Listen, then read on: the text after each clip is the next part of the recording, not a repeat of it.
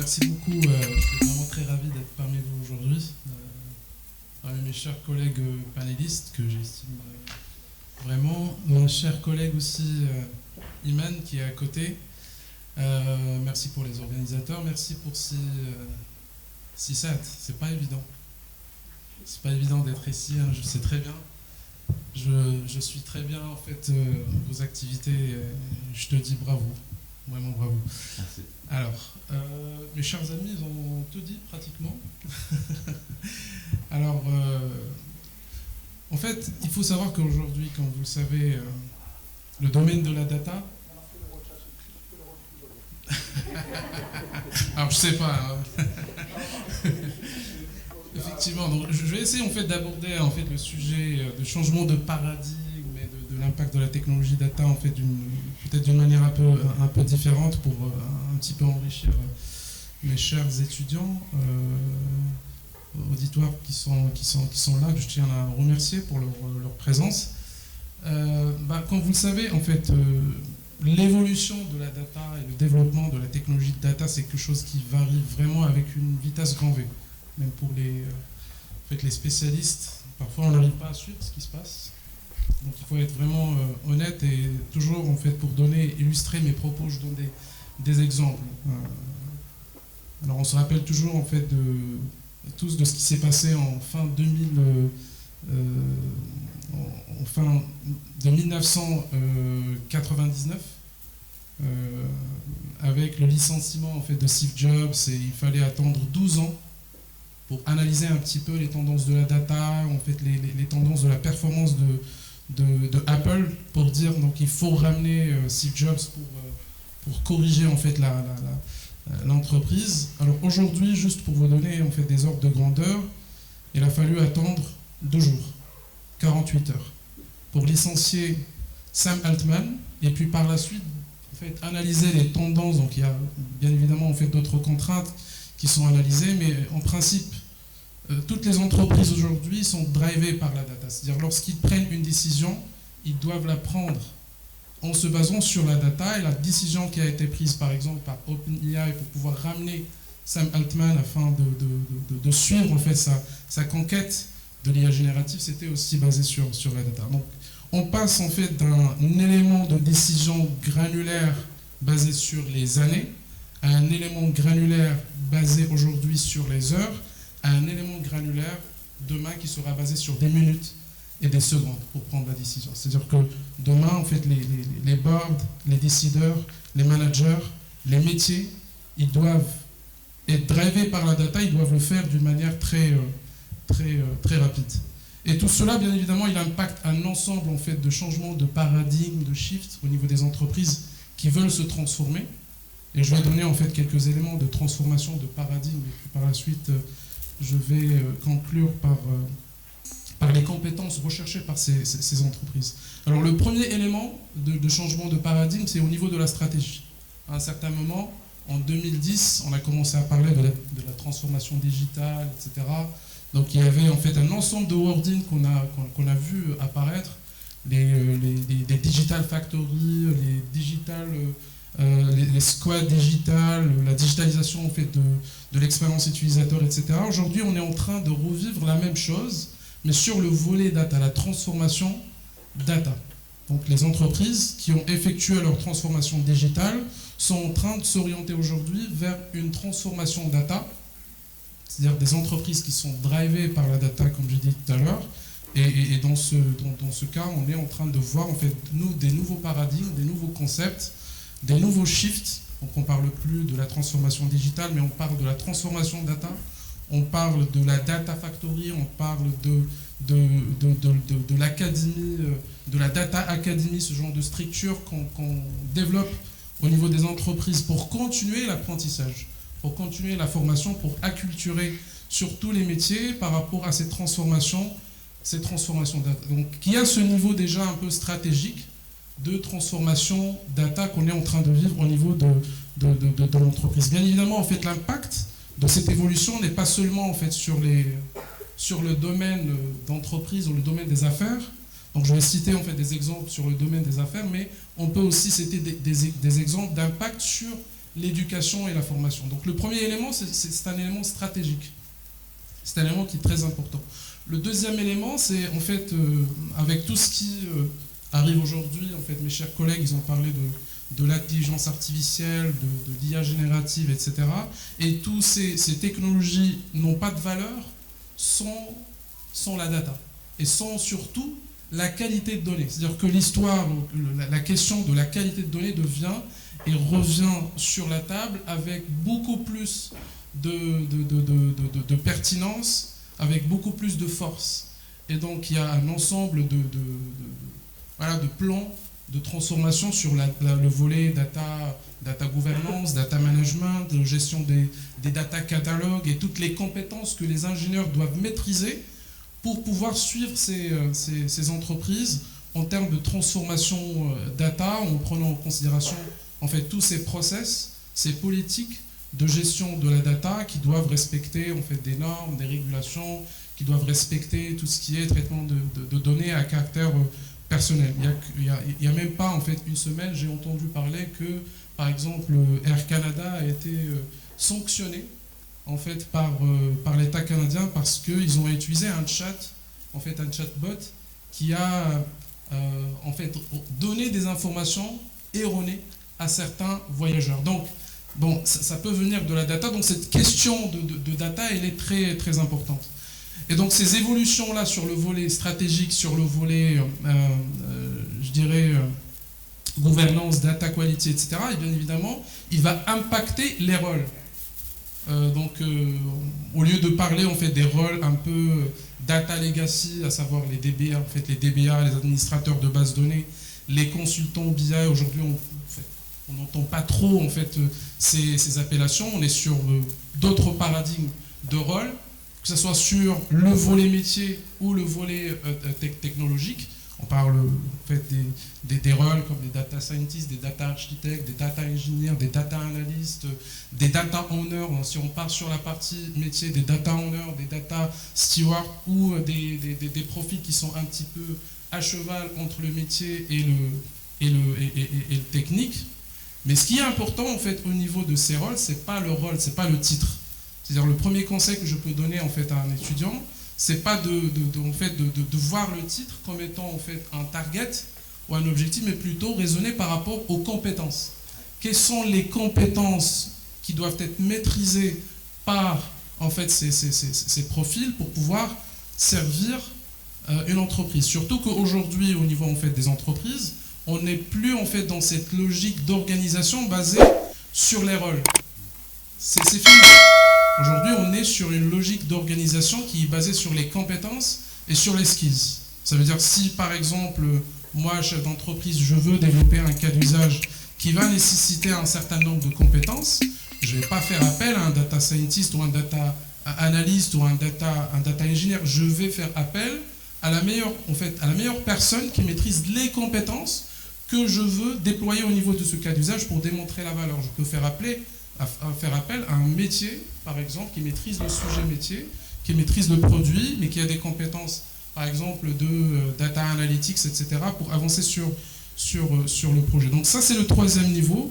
Le quatrième niveau de changement de paradigme, c'est par rapport, en fait, à l'évolution technologique. Et lorsque je dis technologique, c'est-à-dire l'évolution des outils technologiques qui accompagnent la data, qui évolue d'une manière très rapide. Moi, personnellement, en tant que professeur, chaque année, dans un cours comme un cours par exemple, de BI ou un cours de Big Data, je dois me poser la question, est-ce que je dois reconduire vraiment les outils que j'ai déjà utilisés en data cette année? Donc ça évolue en fait d'une manière très rapide. Donc il y a un chiffre de paradigme au niveau de l'outillage qu'il faut exploiter en fait dans les projets data. Donc il y a une évolution au niveau des architectures aussi. Au début, on a commencé en fait, on vous enseigne tout ce qui est data modeling, etc. On vous dit que pour en fait mettre en place en fait une base de données intégrée, etc. Donc il faut normaliser votre base de données. En fait, tout ça, elle est en train de disparaître. Alors, on est en train d'évoluer dans les architectures de base de données en passant par tout ce qui est data warehousing, vers des architectures qui sont beaucoup plus développées. Aujourd'hui, on parle de data mesh, etc. Et tout ça, donc, ça influence un petit peu les concepts et les paradigmes. Bien évidemment, d'autres technologies combinées à la data, lorsqu'on va parler du blockchain, combiné à la data, lorsqu'on va parler de la GIA, et bien évidemment combiné à d'autres cas d'usage d'intelligence documentaire au niveau de la data, ça va permettre de créer en fait beaucoup de cas d'usage très importants. Par exemple, un cas d'usage au niveau de l'agriculture, et je ne sais pas, est-ce que c'est quelque chose qui est déjà développé, en fait, blockchainiser toute la data de l'agriculture. Voilà, la traçabilité. Bon, un autre cas d'usage de fusion de la data avec du blockchain, pourquoi pas blockchainiser tous les moutons. Donc comme ça, donc on peut les tracer donc on aura un mouton dont on connaît toutes les informations avec ce qu'il a mangé, qu'est-ce qu'il a, donc avec vraiment une certitude. Donc ça va nous permettre de créer des cas d'usage. Et pour un petit peu résumer en fait ces transformations de paradigme, j'ai deux éléments. Donc le premier vrai changement de paradigme qui a eu lieu avec la data, c'est que les métiers, puisqu'on parle des métiers, on parle des métiers de la data. Il faut savoir que les métiers de la data, aujourd'hui, c'est le métier de tous les métiers. C'est-à-dire que tout le monde est concerné. C'est-à-dire que la data, c'est l'affaire de tout le monde. Demain, par exemple, Moul Hanout, il doit avoir sa propre data pour pouvoir prendre ses décisions, tout seul. Bien évidemment, le médecin, il doit être data-driven. Le sociologue, il doit être data-driven. En fait, les métiers ne sont pas épargnés de la technologie data, et on est en train d'assister à une fusion entre tout ce qui est métier dans le vrai sens large du terme, et la data comme étant une technologie. Alors ça, c'est le premier élément. Deuxième grand changement de paradigme qu'on est en train de vivre aujourd'hui, et là je parle de la data versus AI ou de la data versus modèle. Donc il y a aujourd'hui en fait une tendance qui a été créée par en fait une personne que vous connaissez parce que vous suivez les cours sur Coursera, donc c'est Andrew Ng. Alors Andrew Ng, elle a fait une expérience, en fait ça fait quelques mois, pour montrer en fait un concept qu'on appelle la data centricité. Alors c'est quoi la data centricité? Il a pris en fait deux groupes de personnes. Il a essayé de prendre aussi un cas d'usage avec un cas d'usage dans la santé, avec une data de bonne qualité et un modèle, je dirais, baseline dans la précision, elle est à l'ordre je dirais, de 70% en termes de précision. Il a demandé à une équipe d'être vraiment data-centrique, c'est-à-dire ne rien faire au niveau du modèle et essayer de travailler sur cette data qui est de même qualité que l'autre équipe qui est modèle-centrique pour pouvoir améliorer la performance du modèle. Il a demandé l'inverse à l'autre équipe. C'est-à-dire, il a demandé à l'autre équipe de ne pas toucher à la data, mais par contre, de fine-tuner, hyper paramétrer le modèle pour améliorer sa performance.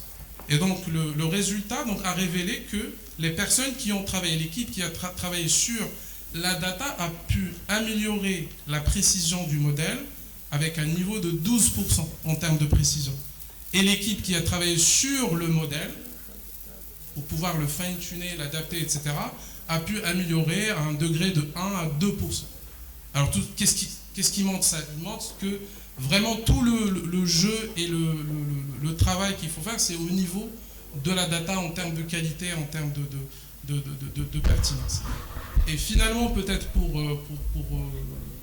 clôturer en fait, cette question par rapport aux compétences qui sont recherchées aujourd'hui par les entreprises,